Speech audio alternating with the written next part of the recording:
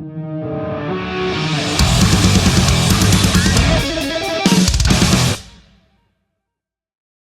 can hear you and I can see you. Can you hear and see me Yes. floating in the skull in Australia? Yes. How you going, brother? I, how are you? I didn't prepare my skull background. I didn't realize No, that that's was going to be okay. the vibe. That's all right. It's to hide the paperwork in the work office and my Yes. hands disappearing. I don't know. But hey, it's good to meet you, man. How you going? Nice to meet you. Yeah, yeah. Good morning. Good morning from my perspective. Yeah, Uh, yeah, that's true. And it's Monday, and right? it's actually no, it's Tuesday morning here. Okay. So But it's I don't Tuesday. blame you for I wouldn't have been able to guess what day it is. Yeah, I normally get up this early, but my wife and I are in Edinburgh in Scotland, um, and I figured I'd go out and get a cup of coffee before the interview, and then I realized nothing's open yet here. Uh, Really? so What time? yeah, What time is it? it's 8 o'clock now. I think things are just opening now, but it's we're in Leith in Edinburgh, sort of touristy area.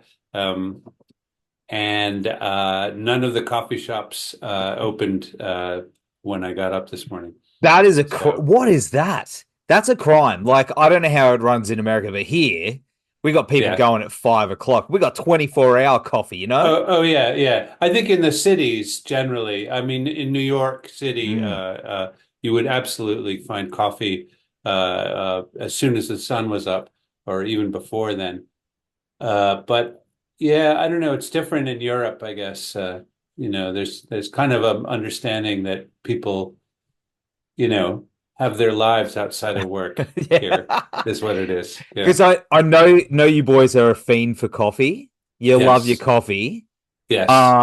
Now I don't know if you're familiar with Nurgle from Behemoth, extreme metal band Behemoth. Anyway, No. he was when I interviewed him down here, he was like, Australia has the best coffee, hands down, worldwide. I don't Sure. know if he was just telling me that just to, Just to make be, nice. Yeah. yeah, but Yeah. I Yeah. I kind of believed him, just depending Uh-huh. where you go. So, Sure. mm, Well, got we something. we John and I have explored the coffee and pie options in Australia, and we strongly approve of that whole scene. Yeah, I guess in the last maybe decade or so, we've been going to the pie face. That's a chain, Yeah, right? Yeah, yeah, yeah. man. And you have the meat pie and the coffee, and that's a thing, that doesn't really exist elsewhere as far as I know. But that's something we look forward to in Australia. Have you had the look? I know you guys call it you got your hot dogs, but have you had a Bunnings snag? Have you had one of No, those? Okay, I have that's not. No. it's a sausage on some bread with some onion and some sauce. It's like the budget man's, but it's delicacy down here. Okay. So Okay. I'm up for it. I will partake when we get there. I'm tell looking to forward to that. whoever take me to Bunnings. Bunnings is a big like a warehouse of like tool warehouse. You know what do you call it? A Okay. Hardware store. hardware store Yeah. is the word I'm looking for at this time of day. So it's Yeah. weird. We go there to get random things for the house, and as you go out, they've got tents with like a charity thing where they're just selling sausages and bread. It's a thing, man. And say the name of it again, so I'll try and Okay, remember. Bunnings. Bunnings Warehouse. This isn't Hmm. a plug, but I could deal with some cash. I But understood. That's fine. And the food item is referred to as what? a snag. A snag. Bunnings snag. Yeah. I'm just gonna write that down. Uh, because I will not remember. That's all right. Bunnings It's look, snag. it's they didn't invent it, but they've definitely made it a something. It's a thing that we sometimes do on weekends. Yeah, yeah. We the other memorable thing was we were there. We've been there a few times recently, but I think everybody in the band and crew partook of the Tim Tam Slam. Oh yeah, Yeah, that's a thing. we found out about that. Yeah, yeah, that was a thing that, again, not no one outside of no one here or in Britain or America knows what that is. We are Uh, down here at the arse end of the world. We do things quite differently. So you probably figured that Understood. out. Yeah. But I will say, I'm pretty excited that you're coming down, especially to play Flood in its entirety. Me I too. mean, Yeah, yeah, yeah. have you done it Absolutely. before? We actually have in Australia before. Uh, but we had originally set up this tour, as you may know, we booked this tour a long time ago. Yeah, And the idea was the 30th anniversary of the release of Flood, which would have been in the year 2020. And then of course, unfortunately, the pandemic hit, and we had a series of other misfortunes, and we just got into this routine of pushing the show further and further back. yeah. Luckily for us, people have held on to their tickets rather than asking for a refund. So that really saved our bacon, because we would have been really struggling financially if everybody had wanted refunds. Instead, they've got their now 4-year-old. They Might Be Giants tickets, and we are coming back to honor our commitments. You have no idea how keen we are. I mean, if that's an indication, 4 years, hold on to those tickets. I've got a mate who's, he was living in Singapore, bought his ticket over there, and he's like, and ticket shows are selling out as well. Like, it's going to be Yeah, amazing, yeah, yeah, yeah, man. yeah. It'll be great. Yeah, Absolutely. yeah, and it's two full sets. So you got Flood, but then you're going to be doing some other stuff as well, right? Like, how's that Cor work?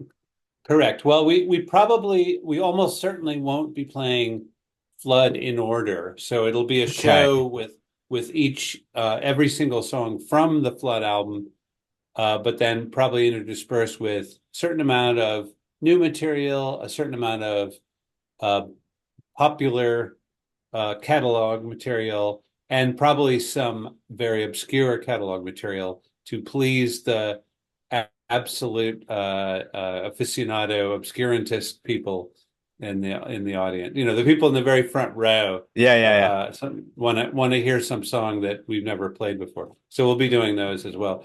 But yeah, mostly, we're trying to do crowd pleaser songs. So it'll be a whole range, and every show will be different. We're playing multiple nights in every city, but we'll be changing the set from night to night. So if people want to return, if you want to come back to the second Sydney show, it'll be a different show.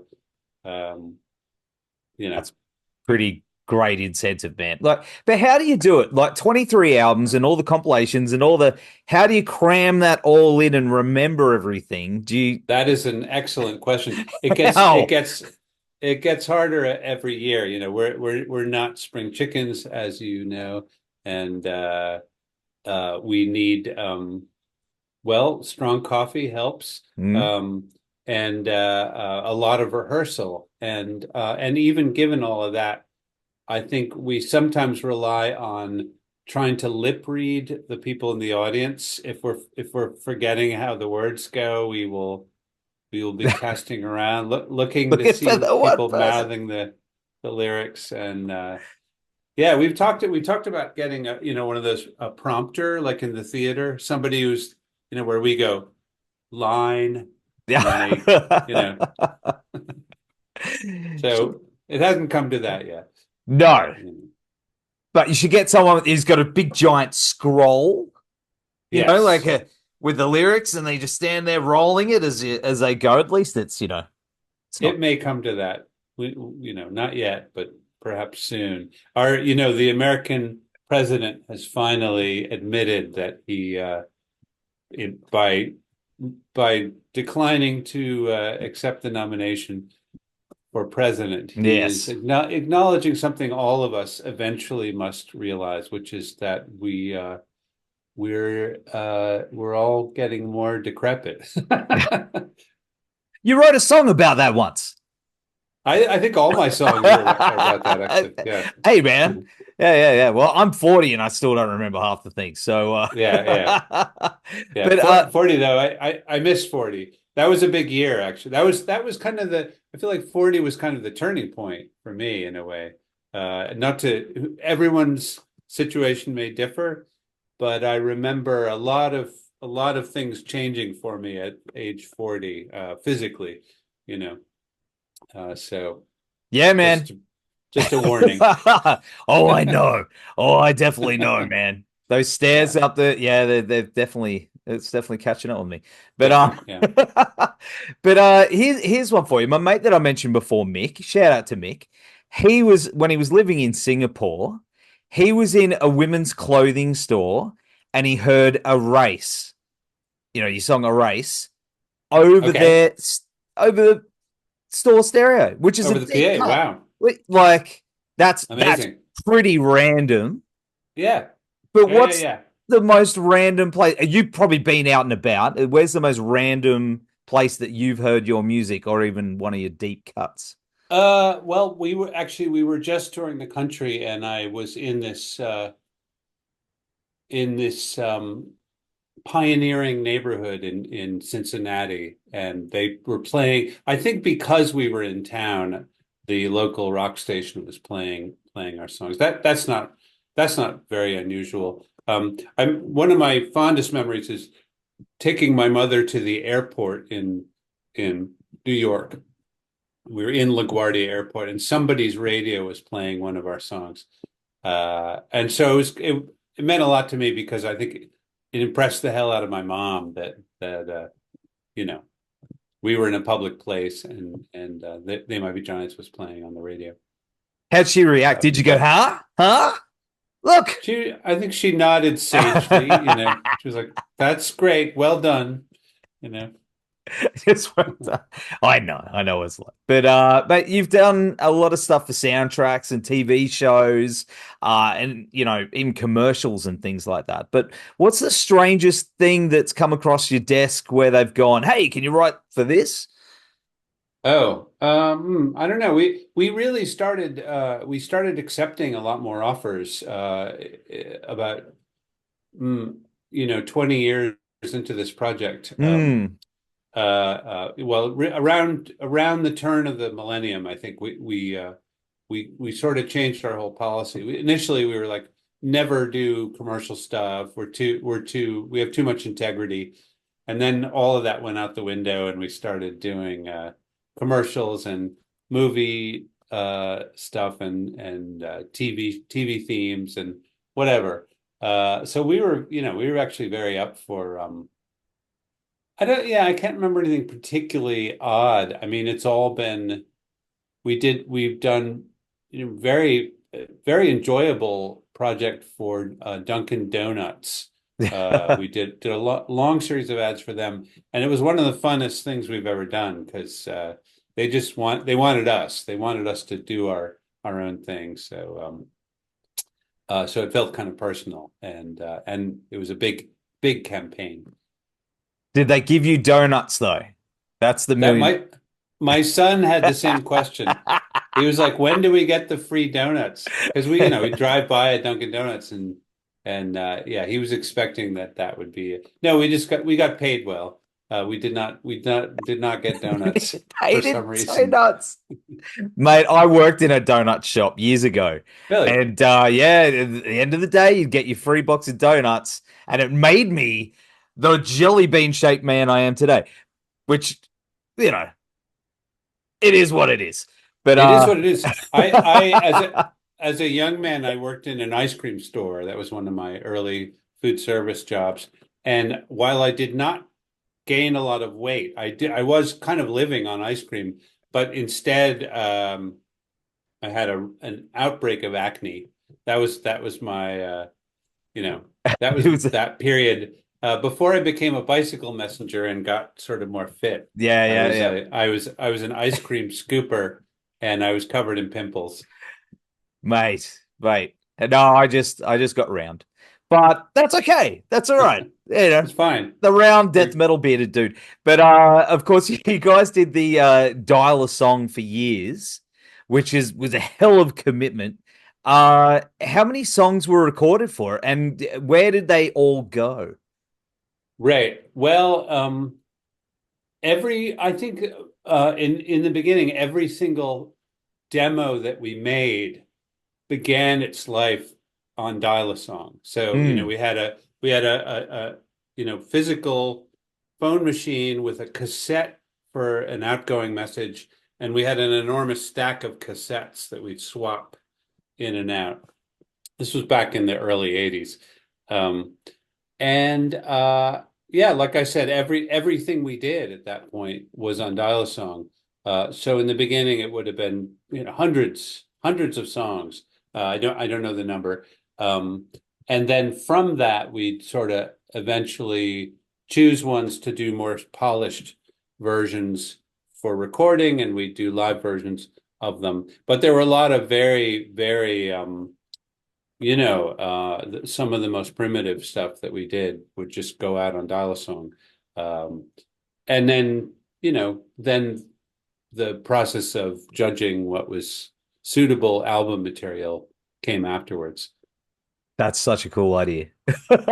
It was. I wish I had had it. It was John Flansburgh's idea, and I tried to talk him out of it. I thought we were going to get in trouble, somehow. I don't know what I was thinking, but but yeah, no, it was great. It was a really good way to it was a great way to reach an audience Mm, by circumventing all the normal channels, no record store, no radio station, just direct to consumer uh, service, via the so good. phone. So Yeah. good. Is there a vault? Do you guys have like a, you know how Prince had his vault of tunes? Because I'm sure you've written many, Oh, many over the years. well, it's not a coherent vault, but we have a lot of at this moment we have a lot of stuff that we've recorded, and there's gonna be an album after we've finished this fall's set of tours. We've got another album in the can. I think that in this next show that we're doing in Australia and elsewhere, I think there's one song that's an unreleased song from this collection that we'll play, but we don't want to torture the audience with a lot of unreleased material. Um, apparently, the received wisdom is if you're a comedian, the best show you can do is all unreleased material.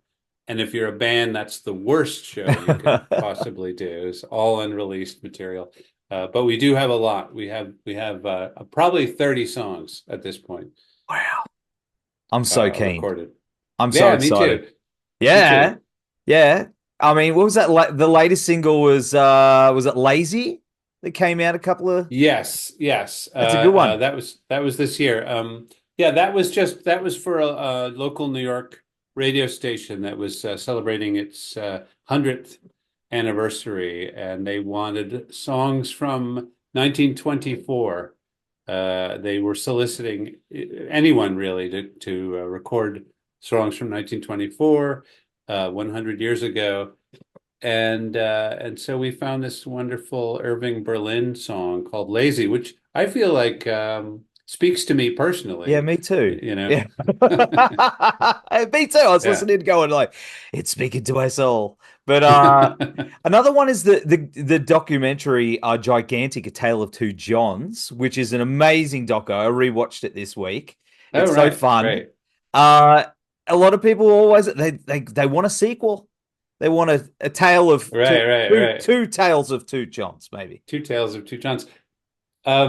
Well, yeah, I don't think there's nothing we haven't got anything in the works in that department, but we're not against it. I think the crazy thing is that when we made that documentary with Mr. AJ Schnock, um, uh, we felt like we'd already had a long and storied career. I think that was the feeling was like not that we were finished, Yeah, yeah. but there was this idea that, oh yeah, we've been doing this for 25 years. Let's examine the storied history. And little did we dream that it would be another 25 years of doing this. Yeah, I suppose it's probably time for part two. Yeah. Nobody's proposed. You're the first person who's Really? suggested it. Yeah, And what I say? You could have the name. What was it? Two tales of two Two Tales Johns. of Two Johns. Yeah. Yeah, yeah. There you go. Okay, You can have that one. You can have that one. But okay. Thank you. mate, of course, what else is on the cards for you guys? Right. Well, as I said, we've got these upcoming international shows. In addition to Australia, we'll be here in the UK where I currently am. Mm. Uh, um, and we'll be doing a whole UK tour. Nothing in Europe, but then we'll be back in the US at the end of this year, um, and covering a bunch of other territories that we didn't already do this year. Uh, and and as I said, there's an album in the can. I mean, we're actually just now. I just got an email from Flansburgh. He's proposing a sequence for it, and his proposal uh, is for an 18 song album. So I think that's a good, that's a very They Might Be Giants Yes. length of album. So yeah, we're going to look at it and figure it out. I'm very happy with what we got so far, and there's time to record any last minute entries as well. Who knows? Uh, I'm so excited. yeah, that'll be at the end of this year, the beginning of next year, something like that, and then we'll probably be promoting that, but that'll be down the road. Yeah, but in the meantime, well, we can't wait to see you down here. It's going to be unreal. It's going to be unreal, and the jet lag is unreal. So Yeah. I mean, for me, it's like tripping. I mean, it makes interesting exotic places even more trippy for me. I feel like I've been hit on the head with a rubber mallet. For Yes. at least a week after we arrive. So I'm looking forward to that. That's because we actually do. When you hop off the plane, there's a guy waiting with a big rubber mallet, and they Okay, just, okay. yeah, Well, yeah, yeah. That's that explains a lot. Yeah, yeah. don't tell anyone, don't That tell is anyone, but right. yeah. But Okay. anyway, mate, thanks again for hanging out on the show. We're gonna have all the Great talking links to you. down here. Yeah, you too, man. We'll have all the links down Very here on good. the website in space up here somewheres. John, take care of yourself. Have a good time, and we'll see you soon. Very good. Great talking to you. You too, Thanks a man. lot. See ya. Okay. Bye. Bye-bye.